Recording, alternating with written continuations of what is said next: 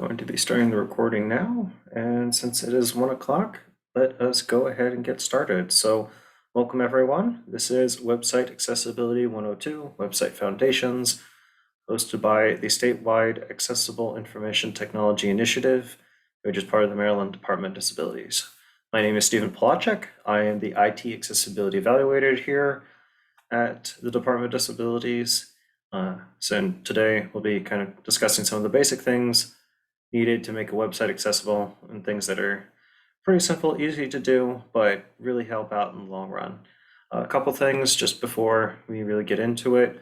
First off, closed captioning is available. So if you so desire, please feel free to turn it on using the closed captioning button on the menu ribbon of your Zoom call. This webinar is being recorded and we'll be posting it to our YouTube channel within a week or so. Usually takes a bit for it to process and all such, but it will be available. At the end of the session, we'll have time for some questions, so I can try and address any specific problems you might have, or if you have any clarifications you want to make, we can address those at that time.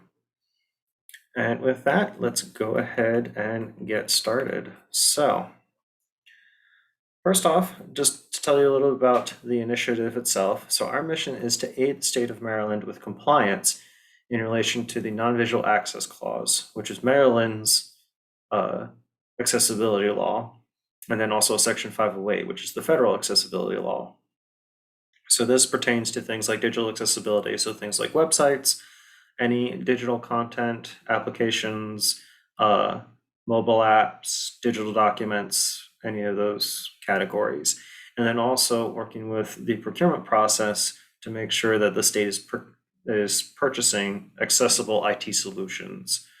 We do a lot of work with the IT department, but then also the Department of General Services, and a lot of training for people in those areas and what the laws mean and how to apply them.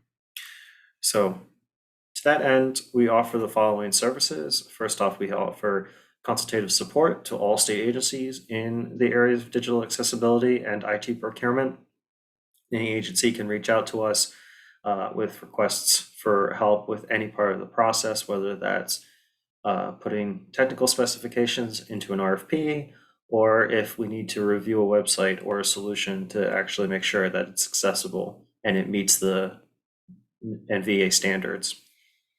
We offer training on document accessibility, website accessibility, such as this training right here, and procurement. We offer monthly webinars ranging across a bunch of different topics. We can also arrange webinars for people specifically or a team. Just feel free to reach out to us regarding that. We do snapshot accessibility testing of state websites, either by request of the agency or a constituent, or part of our normal review process. And then finally, we offer internships and mentoring of future accessibility professionals. We actually just got an intern for the fall from UMBC. So we'll be working with him to try and teach him the basics of 508 testing, what to look for, how to program for accessibility, that kind of thing. So that's our little initiative, all of 2 people right now. That's kind of what we do, what we're hoping to achieve with the state, and a little background on why we're doing this. So now for today's topic, the first thing when you're dealing with a website is keep accessibility in mind.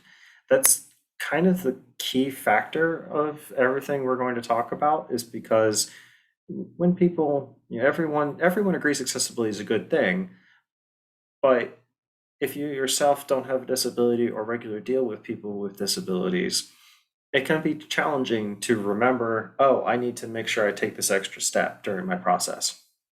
And so that's why when you're setting up a website or adding content to a website, you should add on your checklist something about accessibility.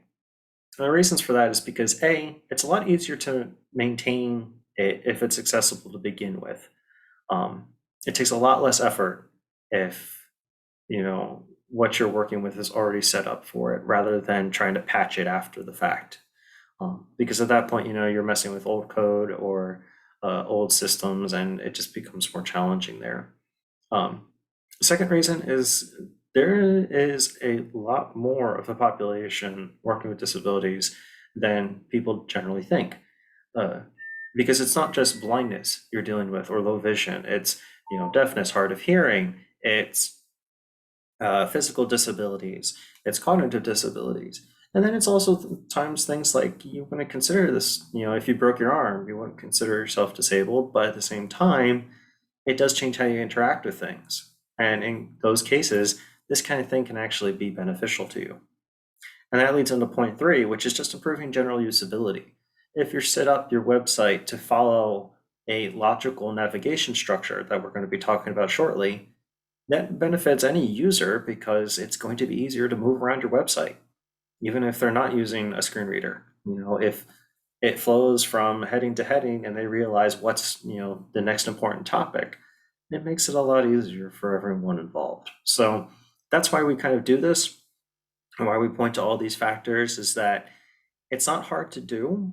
It's really just training yourself to always be thinking about it, have it on that checklist of things to do.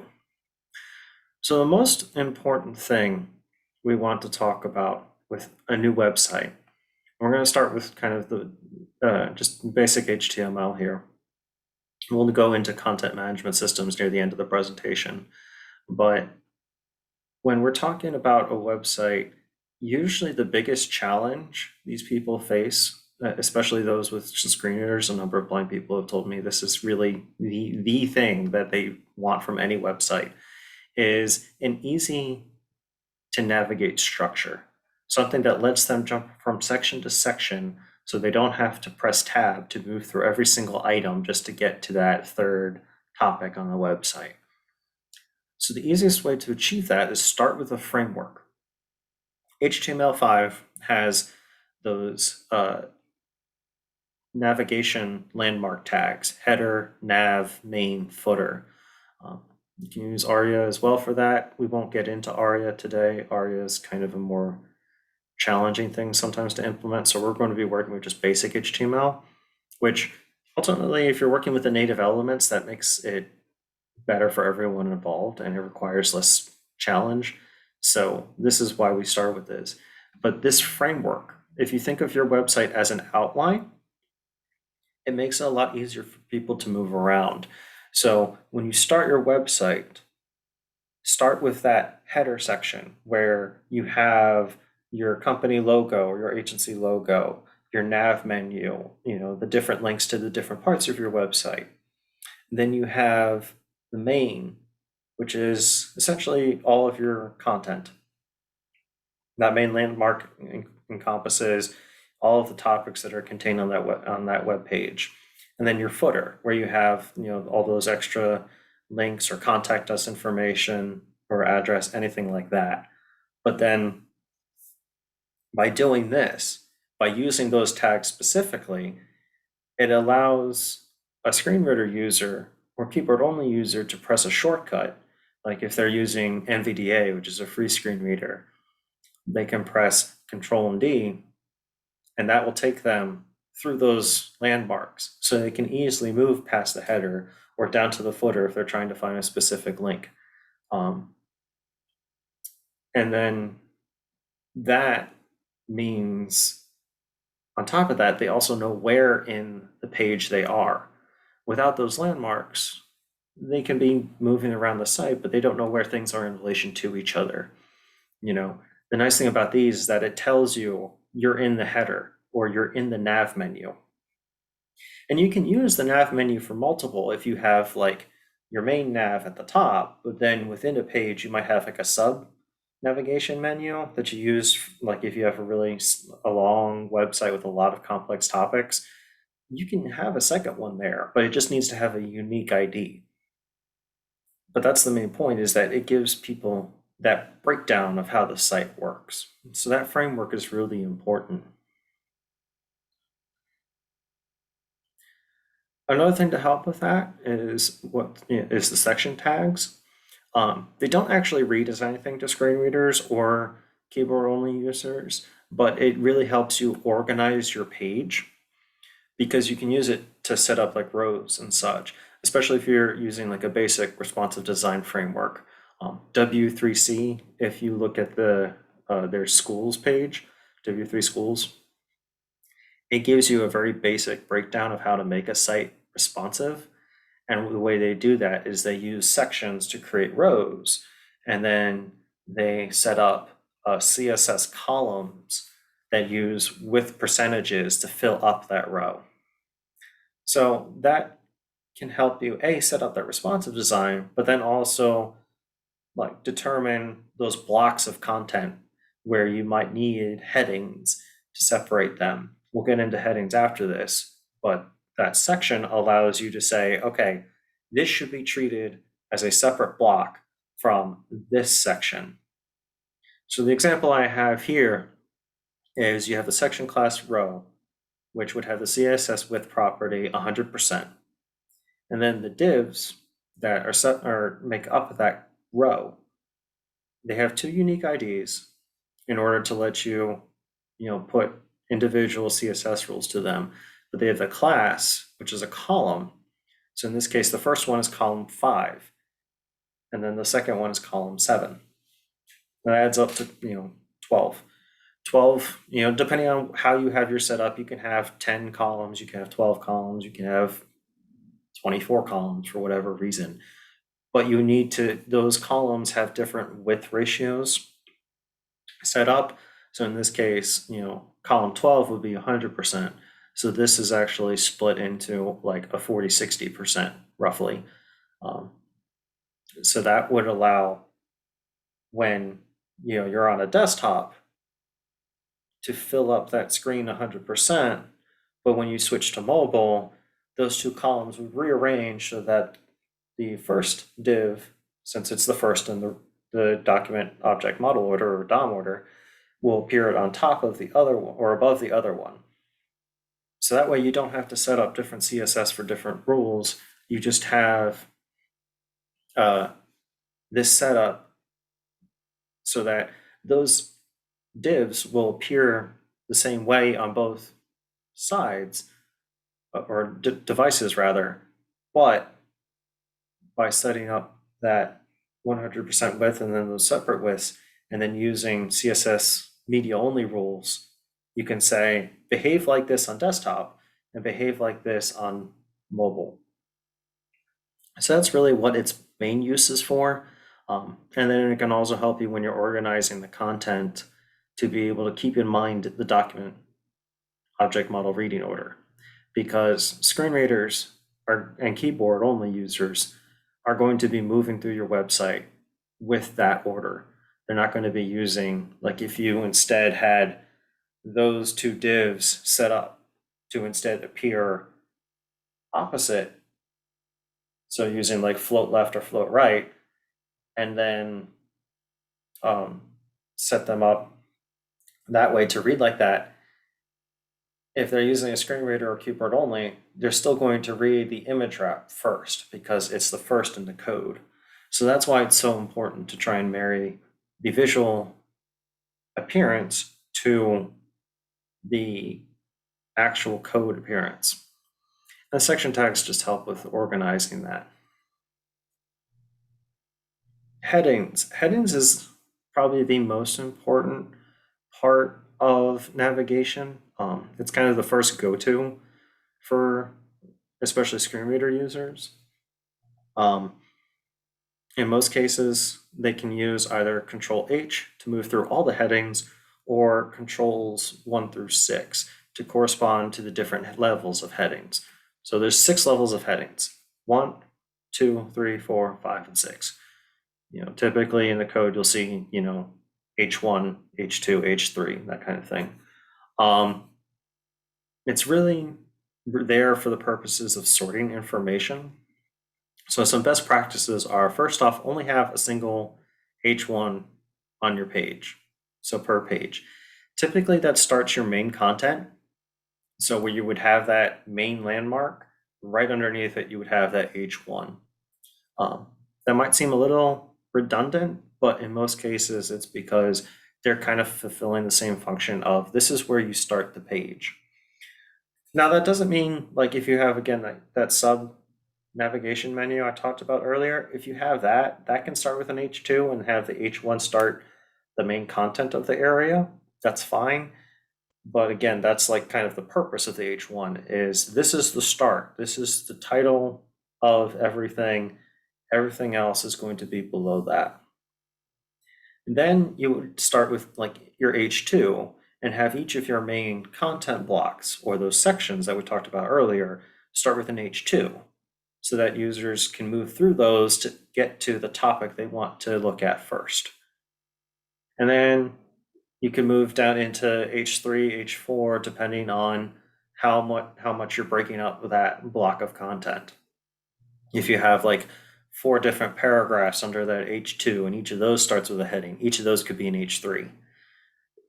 It's kind of uncommon to go down to 4, 5, and 6. I've occasionally seen the use of H4 on really complex or really long topics, like an agency discussing the laws corresponding to their agency. They might use an H4, or if they have like the breakdown of their agency into their divisions and offices, you might see it there. But H5 and H6 are very uncommon. But they're there if you need them. If you're, posting a, 20-page document on there as a single reading thing, you might need those headings to break up those sections. But that's the point of it, is always think of it as those indentations on an outline. H1 is the title of your document. H2 is your main points. H3 is your sub points or blocks of evidence or what have you. And then H4, H5, H6 are just another step inwards. On that note, you shouldn't ever stylize a P tag or a paragraph tag or a span tag to look like a heading without functioning as one, because that defeats the purpose. And then screen reader users and keyboard only users don't have that easy landmark to jump to. They have to move through all the other content in order to get to that. Conversely, you also don't want to just use heading tags for styling purposes. We see this occasionally where people want to use that heading tag in order to stylize that start of their block, but they'll just use a random heading depending on what they want to use. So you will see those misplaced or those misleveled headings where there's an H4 above an H3 or an H2 followed by an H4, where there's that missing step. And that's something we want to avoid, is because, again, we want that logical reading structure for people to easily follow. If you start just jumping around per level, people will either think they're missing something, or they won't understand how the site is broken down, or that there is no H3, and so now I have to just jump to the H4 because that's fulfilling the same purpose. So those are the kind of things you want to avoid, is don't use a tag for its unintended purpose, for an unintended purpose, or don't skip levels of those headings. One thing to point out is that you are able to create these in a content management system. Most of them have, like a formatting thing. And if you select that formatting, it'll add those tags in for you. So there isn't really a reason not to use them. It's just making sure that you, again, keep that outline in mind. Reading order, as we've been talking about, is the most important thing. Just some notes about this specifically, though, is, again, screen readers and keyboard only users are going to be moving through your website based on the code, not the CSS or visual aspects. So you need to make sure that you code it as if you were going to be reading it. So don't write in information and then move it into position. Create that document object model order first and add style. One of the biggest examples of this I can give you is a nav menu. This is a very common mistake I come across in my job when I'm testing websites. Is It's especially noticeable on mobile, but when you press the button, that like 3-line button used for nav menus, you press the button, but because they're using the same coding structure as the desktop version, the actual menu is not immediately after that button. So they move through some other links and then they go through that menu. Um, Also see this sometimes on like desktop when you have submenus for those nav items. Like if you click a link at the top and it gives you that drop down is actually in a list after the first list.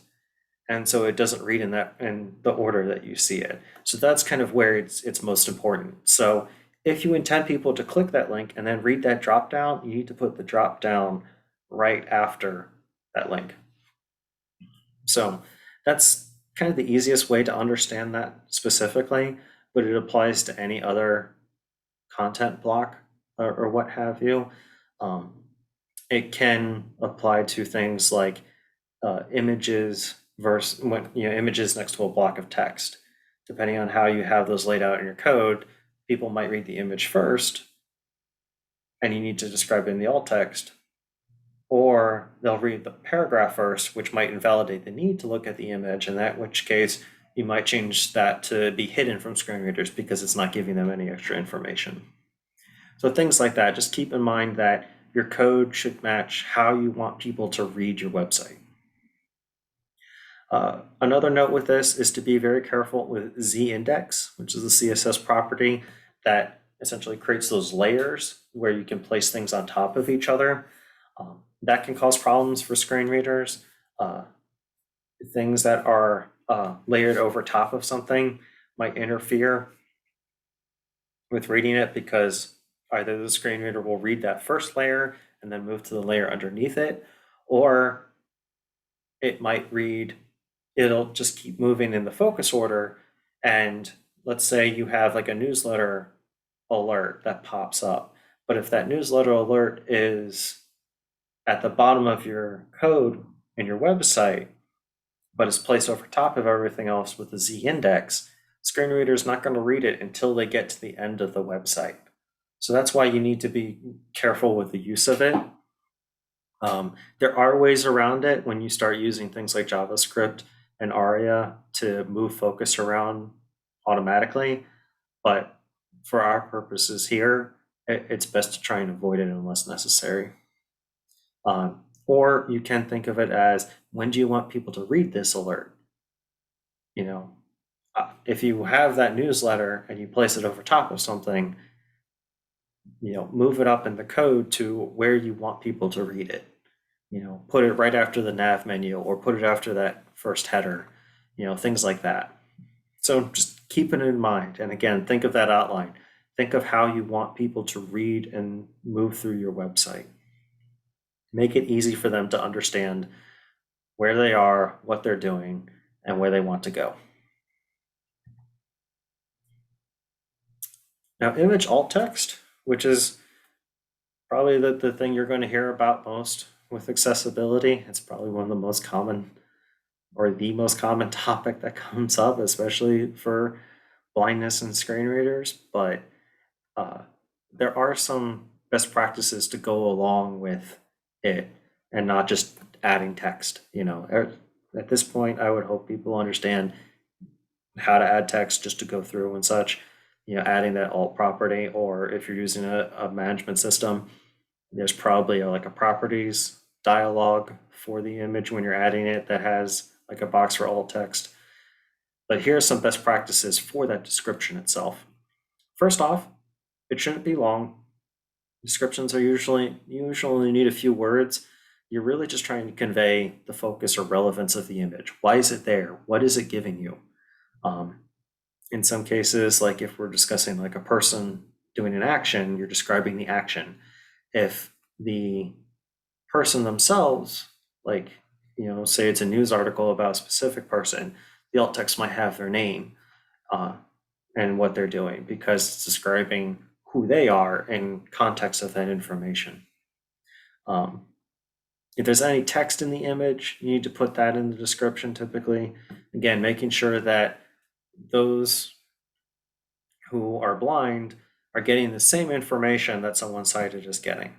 That's really the purpose of this, is that you're just making sure that no one is missing out on information or context. One thing to note though is that if you're using the image as a link, instead of describing the image itself, you should actually put the destination in the description, because a screen reader especially is going to read it and say, this is going to this website, and say it's a link or graphic link versus saying anything about the image. So if they read, and if you describe the image instead, then they're going to read that description, hear that it's a link, but not know where it's going. So that's why you need to make sure you give people that information. This is typically comes up with like company logos and such. Again, most companies or most websites have that logo in the top left, and you click it, it takes you back to the home page. You can just say, in this case of like the Maryland Department of Disabilities, would have that up on the top as the alt text of that logo, because that's its intended purpose, is to take you to the Department of Disabilities website.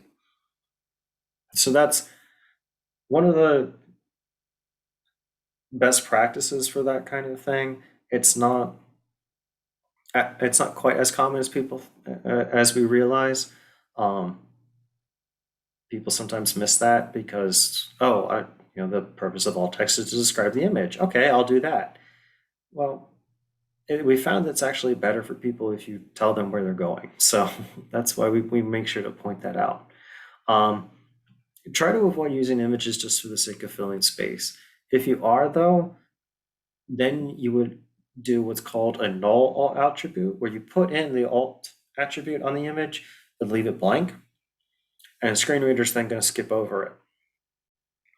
There are other ways of doing this as well. That's kind of the easiest and best way to do it.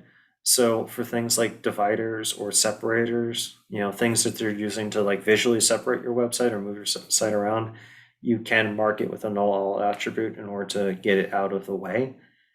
But really, why are you adding that image then? That's my question.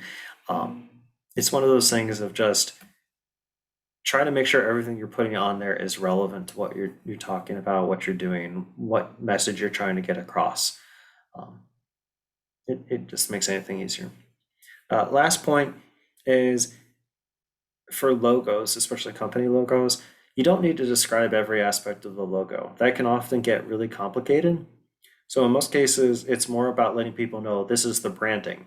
So in our case, the Maryland Department of Disabilities logo can be described as such.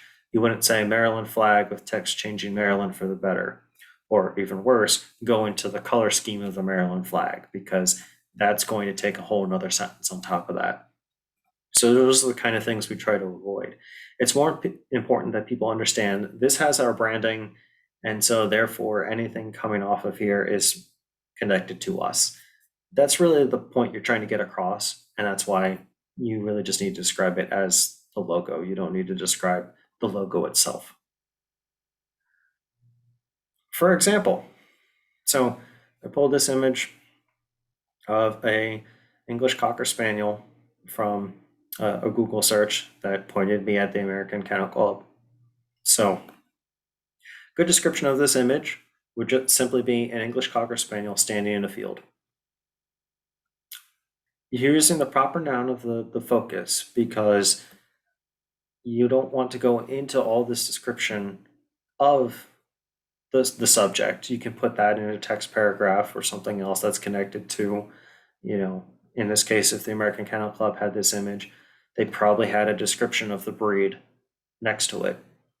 So you don't need to go into that description in the alt text. And that's why a bad description would be, say, something like, this image shows an English Cocker Spaniel with long golden fur and long ears standing in a field of green grass. It's rather long. Screen reader users might not want to listen to the whole thing. It conveys a lot of extra information. And then things like saying this image is unnecessary, because the program will tell them it's an image. You don't need to repeat that for them. So that's why we kind of cut it down to just the bare minimum. Now, if that image was a link, if that image was a link instead to their website, all the other stuff can be disregarded, and we would just say the American Kennel Club, and then the screen reader would say graphic link. So the user would know, okay, this image is actually a link that will take me to this website. So that's kind of the difference between all those points of alt text. Now, if this was just an image floating in the middle of your website because you liked it and that's the whole reason, then you would use that null alt attribute or an empty alt attribute because you're not giving anyone any extra information. You just like the look of the picture. And so it just creates another object that a screen reader user has to move through. So just get it out of their way. It's not giving them any information. So that's kind of the difference between all of those uses of the alt attribute. Finally, some other things just to point out with HTML. First off, HTML5 has kind of depreciated the bold and italic, or I guess you can also say B and I. Both of those are kind of not really used anymore, or they're used for very, very specific things. They also don't communicate anything to screen readers, so you're better off using the strong and emphasis tags or EM tag. Those will actually communicate to a screen reader, okay, this is important text, highlight this. So in the case of like the strong or emphasized tag, I guess both actually, screen reader will stop and read that part separately, or it'll pronounce them differently depending on how you have your screen reader set up. NVDA can do either or. I point to NVDA a lot because it's starting to become the most common screen reader because A, it's real good, and B, it's free. And people like that. But depending on how you have it set up, it will make sure to emphasize those tags for you. So if you want to like bold that tagline on your website or something, use strong instead of bold. It just helps communicate that little extra bit of information to people. Finally, always make sure that each web page has a unique title. This helps screen readers and keep screen reader users because that's what they hear first when they go to that web page. They can also press a shortcut in order to hear that title again if they need to. But this also helps browsers and your search engine optimization as well, because Google, is going to try and find that page with the most relevant information to that Google search. Title is one of those things it looks at. So that's why you want to make sure that you're looking for that title. Okay, looking at the chat quick, I see this.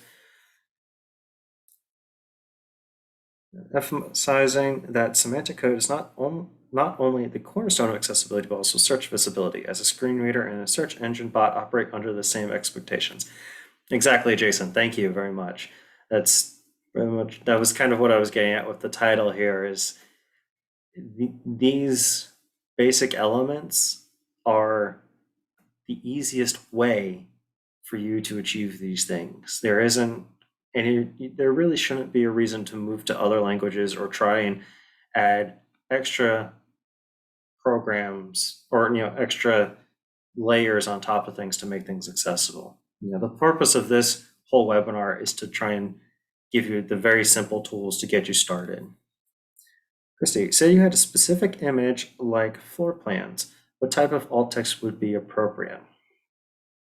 The challenge with that is that now you're dealing with a rather complex image, which I didn't really get into here.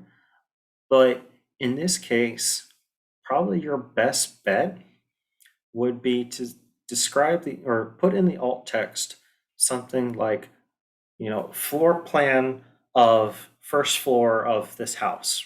Say you're like a development contractor or a development company in charge of a whole area of homes, and you have different models. So the image itself would have that alt text of floor plan, level 1 of Winchester model. Now, if you want to go into further detail, there's a couple things you can do. First off, you can use what's called long descript, which in this case, let me put that in here. So if you use that, or that is an attribute. So what that is that's actually a separate thing where you can connect that to the image. I would recommend looking that up to how to do that. But what that gives you is a screen reader will read the alt text and then tell the screen reader user there's a long description available. And then they can press another shortcut that would give you the long description where you could write in all the extra information about that. Or you can just have that information separate from the image in another paragraph, underneath or something, and just make sure that people understand semantically that this image is showing the floor plan, but here's the description of that floor plan in text. So there's a couple of ways around that. The easiest is, just put things in text for people. But in most cases, we're just trying to communicate as much information as possible in multiple means. So that's probably your best bet. But if you find that doesn't work for you, there are other ways. And if you need to know what those other ways are, please reach out to me.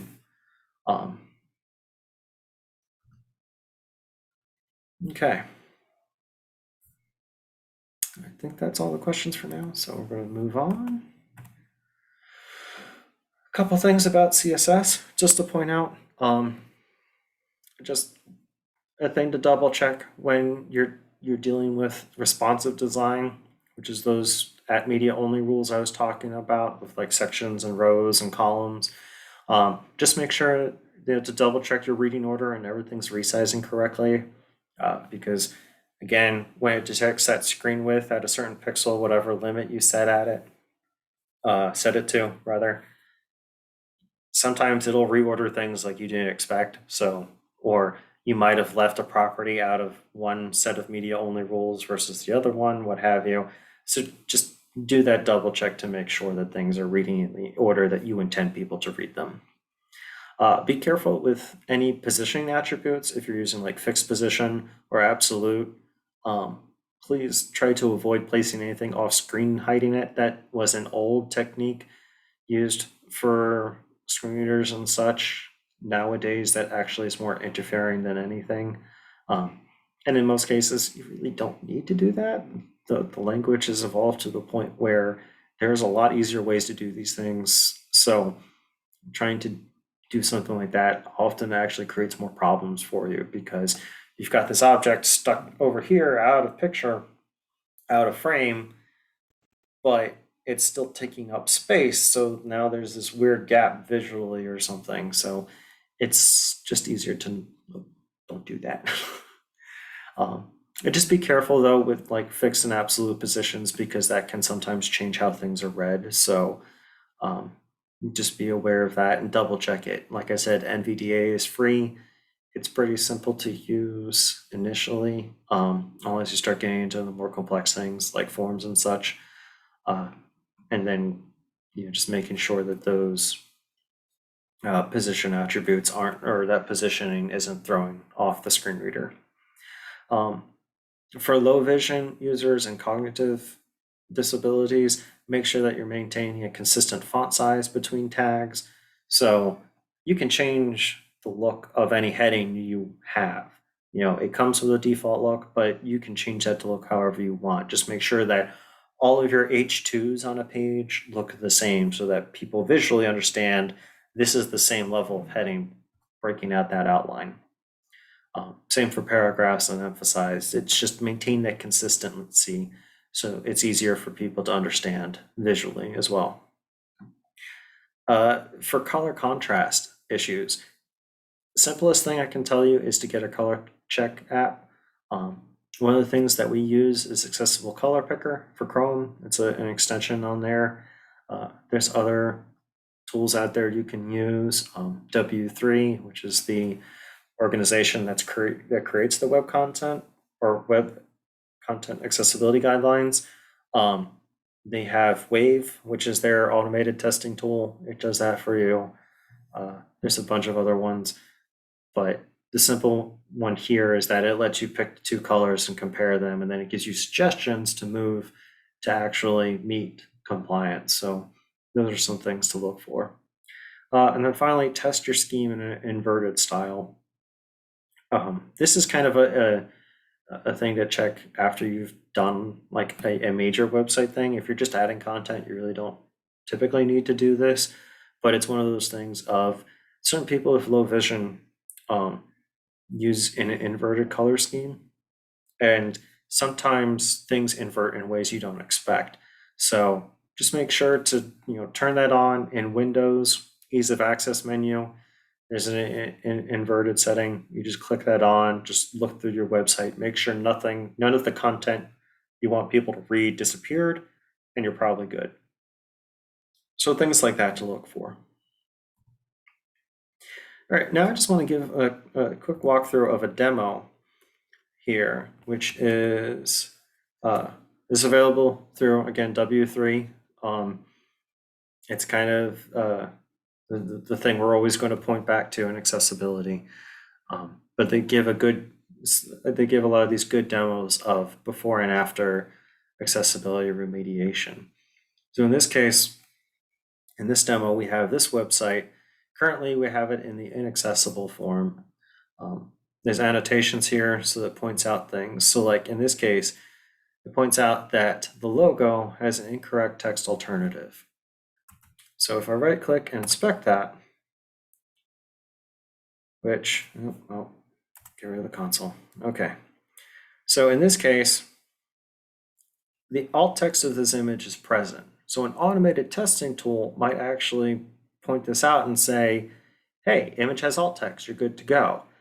Well, no, you're not, because it's this 3-4 line long thing describing the entire image.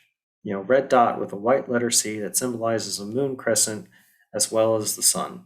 This logo is followed by a black banner that says City Lights, which is the name of this online portal, blah, blah, blah, blah, blah. That's a lot of information for people, especially when, as we notice, it's also a link to the homepage. So in this case, that image really should just be described as, City Lights portal or City Lights home, or just City Lights, or if that link wasn't present, we could change that to City Lights logo, because we're just making sure people understand it's the branding. So that's that. And then a couple other things it points out is, in this case, there's an image without any text alternative. This image doesn't have an alt attribute. If you don't add the alt attribute in some manner, screen reader will say there's an unlabeled image here. That's why if you want people to skip over that image, you have to still add the attribute and just leave it blank, because that changes how the screen reader interprets it. Something it points out here is this link is not visually distinct. So in this case, it's making sure that people understand that this link looks like a heading, but doesn't look like a link. So people don't always understand that it is. I can mouse over it and my cursor changes, but that only helps, a person using a mouse. If I'm moving around a keyboard, I don't see that at all. So a couple other things to point out is a lot of people do this too. I probably should have mentioned it earlier, but you have like the more links here in order to read more about that article. Each of these is going to sound the same to a screen reader user. So you need to make sure that they give more information, either by adding it to that text that would appear. So, read more about heat waves, or you need to add a label that a screen reader will read. Typically that's done with ARIA, but for for most of our purposes, just adding that image or that text is better. In this case, I guess since it is technically an image in there, the alt text is causing a skip, so that's where your problems are. Another thing with these links too, if I inspect that, is this is not a heading at all. So a screen reader user can't jump to it. They have to move through everything else on screen in order to get to it. So those are the kind of things we want to avoid. Now, if I change it to the accessible version, which you'll notice things are a little bit sharper. So this is a thing to point out, is that internet speeds are a lot better than they used to be. So use those higher res images. It does help out people with vision problems. But like in the case of this logo at the top now, the accessible version, as we see, says city lights, your access to the city. So they've taken that text in the image, placed in the alt tag, you're good to go. If we look at, this link here, which is now in an H2. So if I was using NVDA and I pressed H for the headings, it's going to take me to that heading, or it'll go through the other headings, but it'll jump to that one. So I can bypass like the home, news, tickets, survey links, and the other stuff. I can just get to that quickly. It also gives me that text as well in there to read. In the case of these links before that we were talking about, it says heat wave, full story. That's all the context information I need to know this will take me to the full story of it, versus saying more, where, okay, I don't, more just tells me more. It doesn't tell me more of what. So those are the kind of things to look for, is again, just making sure that people have those headings so they can jump from story to story to section. If they were using like H1 or something, they might jump from welcome to city lights to elsewhere on the web and bypass all these news stories, but it gives people those options to move around the site quickly. And it gives them that information, that context that they need in order to understand where links are taking them, what information is available to them, and then also if, like, say that buy tickets was an image, that they know they need to press that link in order to actually go buy tickets to that concert if they want to go. Things like that. All right. Okay, we're doing okay on time. So I just want to talk a little bit about content management systems, because a lot of people use them in order just to maintain their website, keep it going. And a lot of these things that we've talked about, you can do with a management system. You don't actually necessarily need to know the code. You just need to know what tools you have available in the program you're using. In the case of like WordPress and Squarespace, they have those formatting tools that create those landmarks for you. So if you're using those presets like heading 1, heading 2, etc., it'll put those tags in for you. You just need to remember, I want this to be a heading 2 because it's starting a content block, but this can be an H3 because it's a news story under that other heading. Things like that. Be aware though that your system might generate it for you. I helped a blind friend set up a WordPress blog, and we actually found out that when you enter in a new blog post, it automatically makes the title of it a heading. You don't need to add that format. So be aware of what your system does and how it generates these things for you, but you can go in and create those headings. So making sure that you have that reading outline in mind when you're looking at it. And again, you can change the look of those. Just because you've clicked that preset doesn't mean you can't change the color of it or the font size or what have you. You can, but you just need to make sure you use that preset in order to get those tags in there, because that's really what is important to screen readers and such. For any themes, when we're thinking about things like color contrast and responsive design and such, most of those preset themes that are available through these programs, especially if you're using like a free version or a basic subscription, they're minimalist for a reason. Part of it is that it makes it easier for the system to use. It makes it easier for the user to use, but it actually does support accessibility in a roundabout manner, because usually the simpler your site, the easier it is to be accessible, because you don't need as much,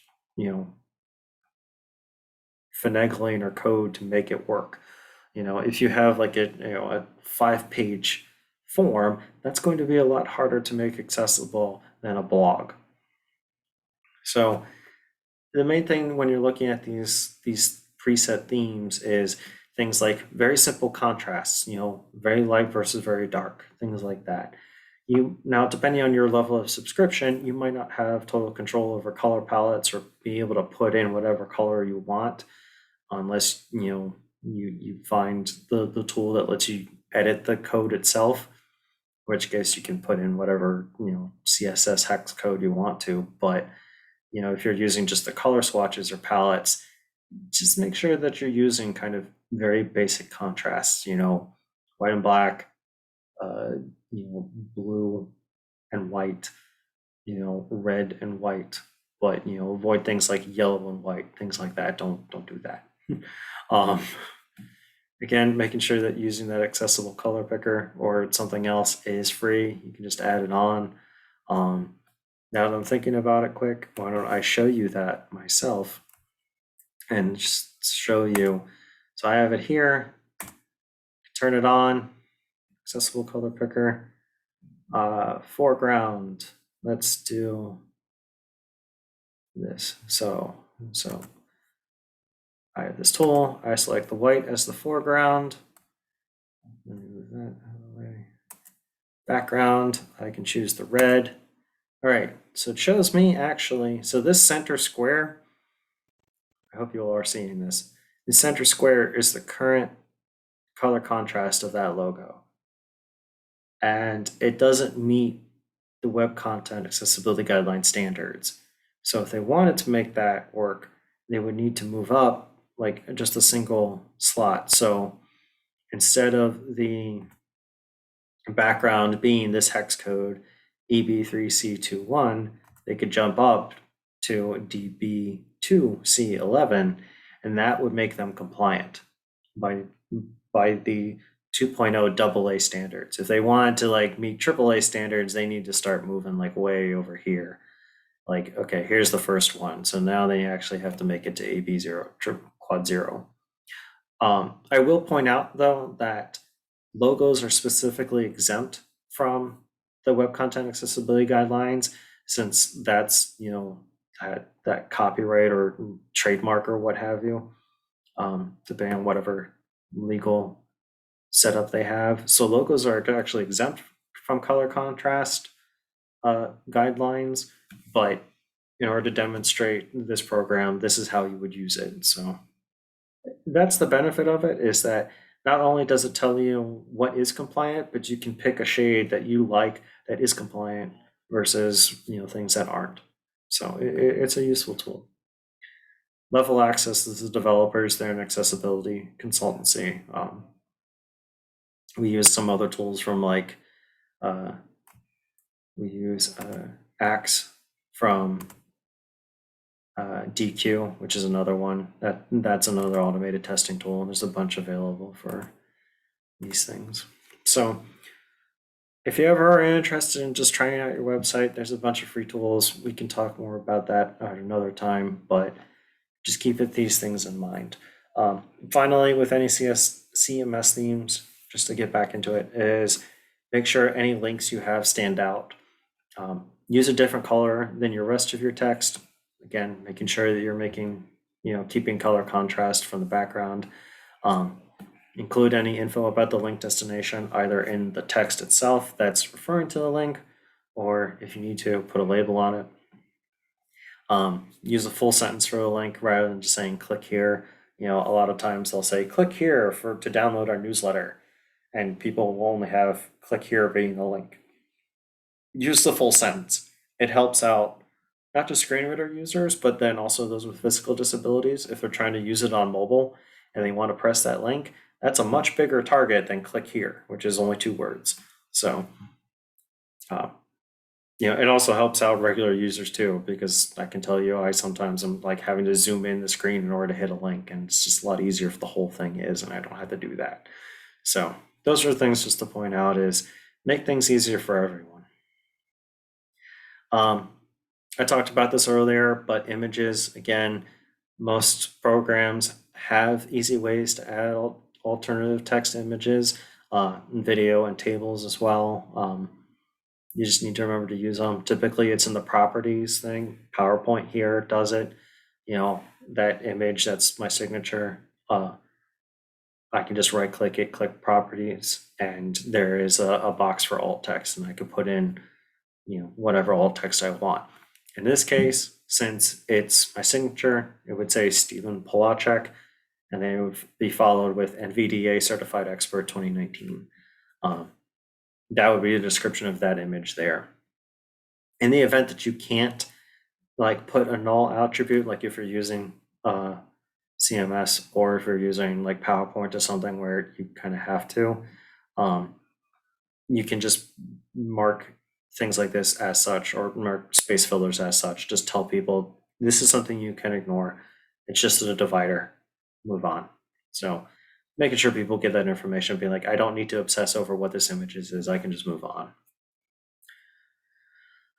Making sure, again, any text in the image is in the alt text, so people's not missing out on information. And then if you're using it as a link, making sure to state the destination. Just to summarize again. A couple of points about video and audio. Make sure that if you're using video or audio, you're adding captioning for deaf and hard of hearing users. If you can't do that for whatever reason, provide a transcript, either a text block on the website itself or a downloadable file. Conversely, if you're displaying text in the video, make sure you voice it, make sure it's spoken aloud for people. Last thing, audio descriptions for blind users.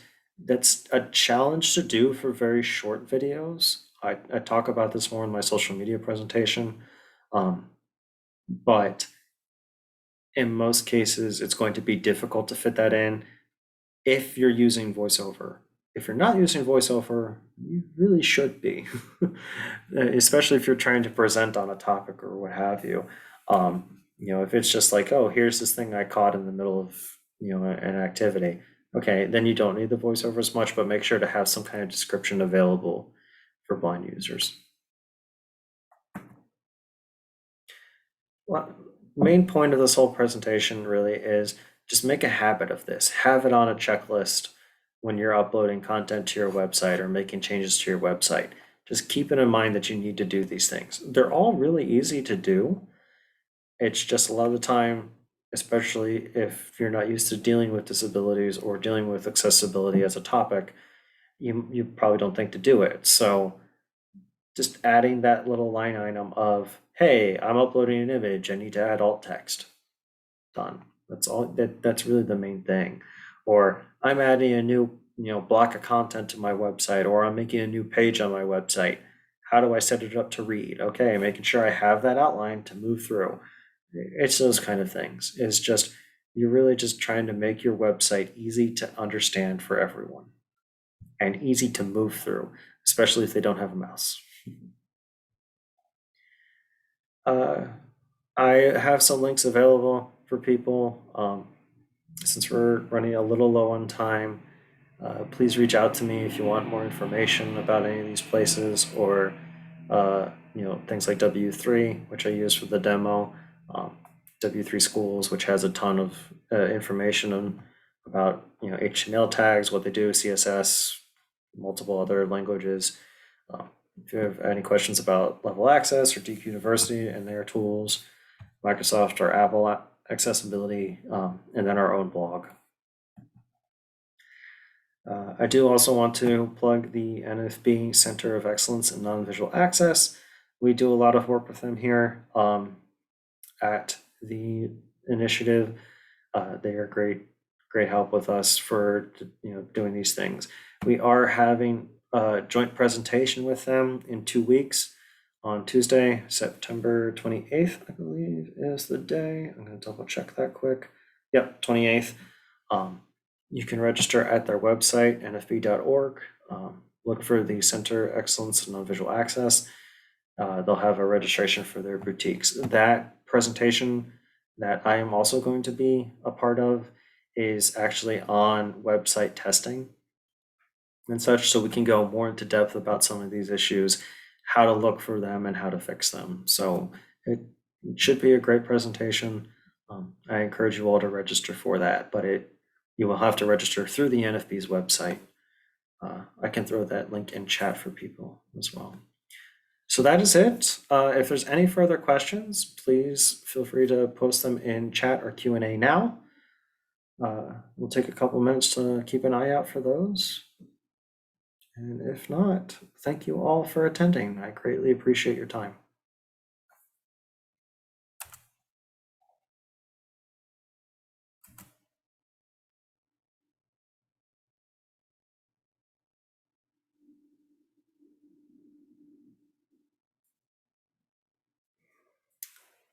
I'm gonna stop sharing.